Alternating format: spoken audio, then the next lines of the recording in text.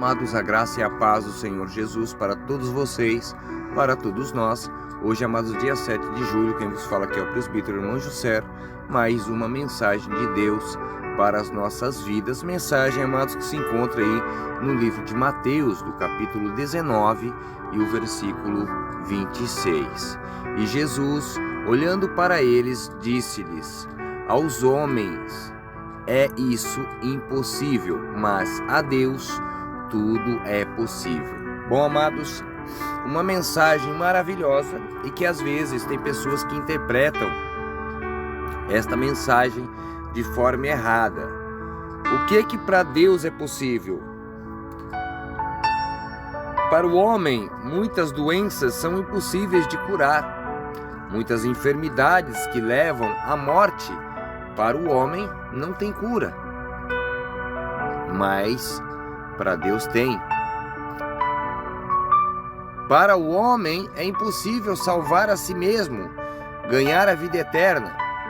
Esse contexto aqui que vamos ver lá no nosso devocional, certo? Se trata aí da história de um jovem que procurou Jesus, querendo a vida eterna. E Jesus falou para ele deixar tudo que ele tinha e seguir. O homem falhou no teste. Então não teve a vida eterna. Depois Jesus fala também no versículo 23 que é difícil um rico entrar no reino de Deus. Por quê? Porque tem muitas pessoas que são apegadas em coisas terrenas, em coisas materiais. Aí tem muita gente que usa dessa frase aqui, que para Deus tudo é possível.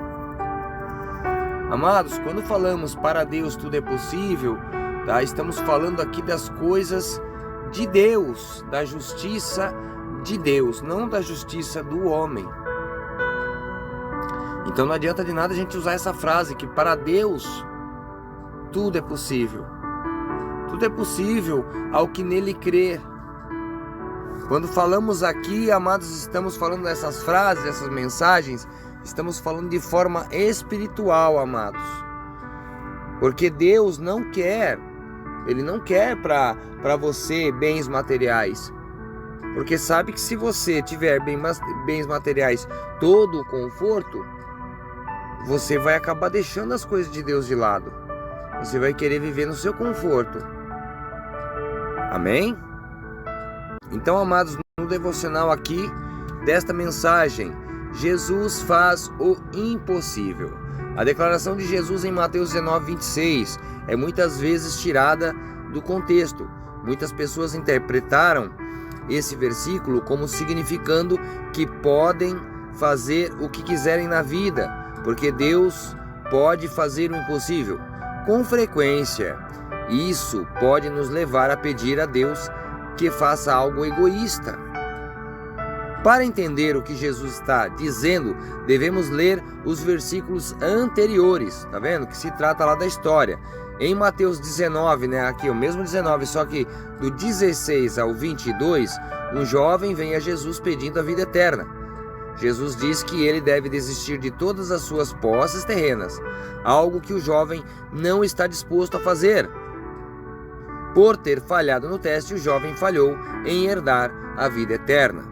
Jesus diz em Mateus 19, 23, que é muito difícil um rico entrar no reino do céu. Depois que ele falou isso, ele falou então aí sobre a questão do rico. O ponto é que amar a Jesus requer tudo o que somos. Nosso amor supremo não pode ser dividido entre Jesus e outras coisas. Os discípulos então perguntaram: quem pode ser salvo? Jesus responde daí em Mateus 19, 26, que é impossível para o homem salvar a si mesmo, mas é possível para Deus. Então, aonde vem essa mensagem? Amém, amados? Que para Deus é possível que não é possível para nós. Deus pode fazer tudo aquilo que o homem não pode. Não podemos merecer a nossa salvação, não podemos trabalhar duro o suficiente para alcançá-la e também não podemos alcançá-la por conta própria. É impossível, mas com Deus todas as coisas são possíveis, para que sejamos salvos. É somente por meio da obra e do poder de Jesus que temos acesso à salvação. E por meio do fortalecimento do Espírito Santo, somos capacitados a ter fé em Deus. Então aí, o que está impedindo você de ter fé em Jesus? Talvez seja um relacionamento, talvez seja bens materiais, talvez seja uma mentalidade errada, e seja o que for, Deus tem o poder de remover essas coisas do seu coração para que você possa ter fé em Jesus. Portanto, passe algum tempo com Deus hoje e peça ao Senhor para sondar o seu coração. Peça ao Senhor para revelar qualquer coisa dentro de você que esteja impedindo de amar melhor a Jesus. Então faça algo ousado. Entregue essas coisas a Deus. Amém? A nossa reflexão: que perspectiva você precisa que Deus mude hoje? Uma mentalidade negativa, uma atitude egoísta, um medo doentio? São muitas coisas que você, algumas perspectivas que as pessoas têm na mente, que a pessoa tem que pedir para que Deus mude. Às vezes a pessoa tem a perspectiva que as coisas são daquele jeito, daquela forma. Às vezes ela foi ensinada daquele jeito e acha que aquele é o jeito correto, mas ela foi ensinada de forma errada. E existem muitas pessoas na igreja, amados, que foram ensinadas, e hoje as igrejas algumas igrejas agem, de forma como os antigos lá agiam. Estão querendo levar a Bíblia a sério, só que estão botando as coisas como se fosse lá naquele tempo. E temos que entender que nós vivemos num outro tempo.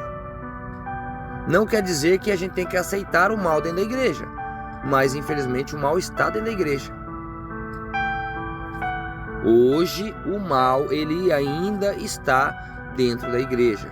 A gente ouve aí notícias aí de pastores, de pessoas da igreja, líderes se metendo em coisas. Então o que a gente faz? A gente não deixa de ir na igreja, porque a gente vai adorar a Deus. A gente também não vai lá para olhar o homem. A gente vai para colocar todo mundo em oração. Uma igreja forte e unida em oração e jejum é uma igreja forte, uma igreja poderosa. Quando eu falo a igreja, aqui eu não estou falando de uma casa, irmãos, estou falando das pessoas ali que compõem aquela igreja. Amém? E é isso, amados, essa foi a nossa mensagem. Espero que você possa ter entendido aí a questão de quando Jesus, fala para os discípulos quem pode, ser salvo.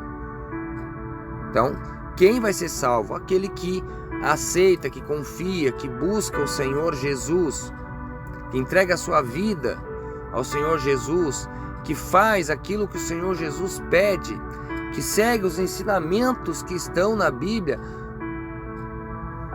que foi passado do Pai para o Filho e do Filho para nós. Então, amados,